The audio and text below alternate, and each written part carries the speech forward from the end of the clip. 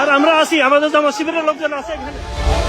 যুক্তরাষ্ট্রে মির্জা ফখরুলের সামনে এভাবেই হাজির হয়ে বলছেন, স্যার আমরা জামাত শিবিরের লোকজন চলে এসেছি, আপনার চিন্তার কোনো কারণ নেই।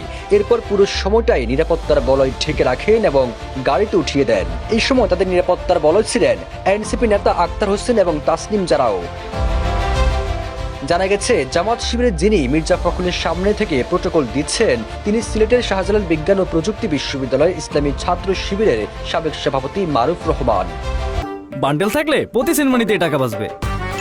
বিকাশ সেনমানি বান্ডেল কিনে জিতুন প্রতি লেনদেনে। মির্জা ফখরুলকে নিরাপত্তা দেওয়া ছাত্র শিবিরের সাবেক নেতা মারুফ রহমানের পায়ে ডান্ডা বেড়ি পড়ানো একটি ছবি সামাজিক যোগাযোগ মাধ্যমে পোস্ট করে প্রশংসা করছেন নেটিজেনরা।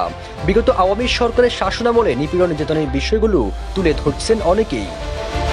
সবুজ আলম, নিউজ ডেস্ক, ইত্তেফাক।